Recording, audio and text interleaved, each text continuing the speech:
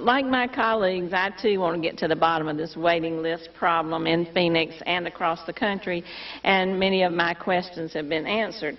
The IG is not going to release, as I understand it, the names of the other facilities that are being investigated, primarily to protect the whistleblowers.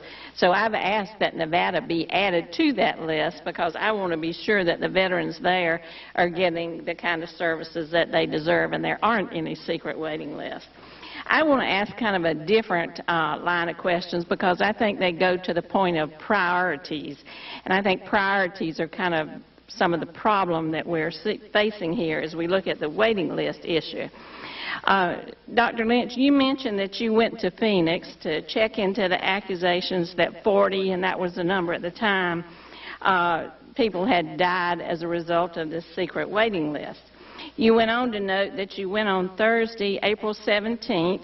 You spent the Easter weekend there with your wife, and then you were joined by 2 staffers on Monday, April 20th, to begin working on the issue, and in your words, understanding the climate.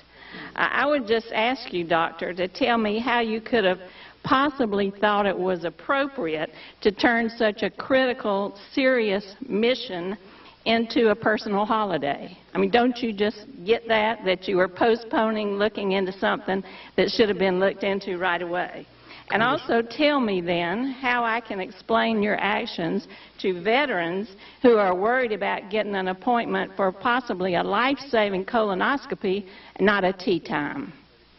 Congressman, I do not play golf to begin with, and I take my job very seriously. It was the Easter weekend. I thought it was appropriate that my wife could join me. I spent Thursday and Friday working at the VA. I spent Monday and Tuesday working at the VA. There was nothing I could do over the weekend. I subsequently went back to get more information, Congresswoman. I think I took the issues in Phoenix very carefully, very seriously. And I think what we found was shared with and confirmed by the Inspector General. And I think because of what I did in Phoenix, we were able to get people on the ground to begin the process of making recommendations for change.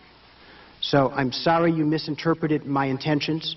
My intentions are to help veterans to assure that they get good care and to understand where our system is failing. That's our intention too. And we feel like we need to work 24 hours a day, 7 days a week to make this happen, not taking holidays off. But I appreciate that, and I yield back.